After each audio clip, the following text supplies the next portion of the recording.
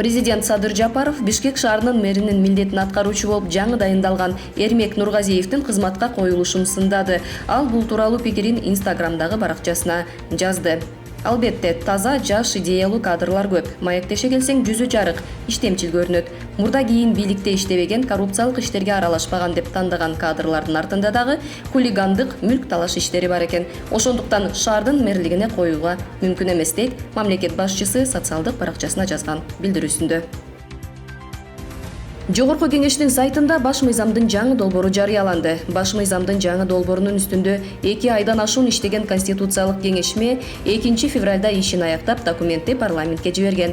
Аталган кеңешме долбоорду 27 январда кабыл алган. Анда президенттин ыйгарым укуктары бир топ кеңейтилген. Долбоорго ылайык президент аткаруу бийлигин жетектейт. Министрлер кабинетинин курамын жана түзүмүн аныктайт. Президенттин администрациясын, коопсуздук кеңешин түзөт жана башкарат. Мындан тышкары башкы прокурорду, улуттук коопсуздук боюнча мамлекеттик комитеттин төрагасын, жогорку соттун, конституциялык соттун жетекчилерин, судьяларды дайындайт. Өзүнүн демилгеси менен референдум жарыялай алат. Мыйзам чыгаруу укугуна дагы эсиңиздерге салсак, былтыр 17 ноябрда жогорку кеңеш баш мыйзамдын жаңы долбоорун коомдук талкууга коюп, 20 ноябрда конституциялык кеңешме түзүлгөн. Бишкек шаарынын мэринин кызматынан кеткен Балбак Төлөбаев журналисттерге кызматын тапшырганынын себебин айтып, кечээ премьер-министр Улукбек Марипов менен жолугушканын жана өз каалоосу менен жазган арызын тапшырганын билдирди. Ал анын кызматтан кетүүсүн эч ким талап кылбаганын айтып, ден соолугуна байланыштуу ушундай кадамга барганын маалымдады. Бул кызматка Садыр Жапаровдун сунушу менен убактылуу келген. Менин миссиям аяктады деп ойлойм. Президент шайланды, бийликтин бардык бутагы бекиди, деди Балбак Төлөбаев. Кыргызстанда 28 бала Кавасаки синдромуна шектелип, ооруканага жаткырылды. Алардын ичинен 15-нин диагнозу такталды. Бул тууралуу Улуттук эне жана баланы коргоо борборунун директору Камчыбек Узакбаев кабарлады.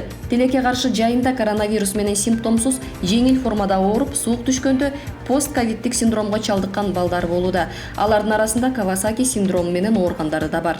Бактыга жараша баары оорудан айыгып чыгууда, дейт Камчыбек Узакбаев. 9 февралга карата өлкөдө 150ден ашуун бала ооруканада пневмония диагнозу менен дарыланууда. Алардын 20дан ашууну оор абалда. Саламаттык сактоо жана социалдык өнүктүрүү министринин орун басары Нурболот Үсөнбаев коронавирустун буга чейин Британияда катталган жаңы штаммын аныктоо боюнча анализдер текшерилип жатканын онлайн брифинг учурунда маалымдап, вирусту аныктоо боюнча анализдердин үлгүлөрү жөнөтүлүп жатат деп билдирди. Министрдин орун басары коронавирустун жаңы түрү коңшу Өзбекстанда аныкталганын белгилеп, коркунуч жаныбызда экенин эскертти. Коронавирустун мутацияланган жаңы түрү декабрдын ортосунда алгач Британияда катталган. Андан Европадагы, Азиядагы жана жакынкы чыгыштагы бир нече мамлекетте табылды. Дарыгерлердин маалыматы боюнча бул штамм коронавирустун буга чейинки түрүнө караганда 70% тезирээк жайылат. Илимпоздор азыркы кезде эң кооптусу Түштүк Африкадан чыккан штамм экенин айтып, аталган түрү өтө жугуштуу жана учурдагы вакциналарга туруштук бере алары кабарланды. Жумгал районунун Чаек айылында ачылган каттамдагы маршруттук унаалар эми окуучуларды, карыяларды жана майып адамдарды бекер ташышат. Ал үчүн жергиликтүү бюджеттен акча каралды. Бул каттамга укук коргоо кызматкерлерин дагы кошуу демилгеленди. Маршруттук каттам Кара Жээк Чаек кому тарабынан ишке ашып, унаалардын күйүүчү майы менен айдоочулардын эмгек акыларын жергиликтүү бюджеттен карап беришти.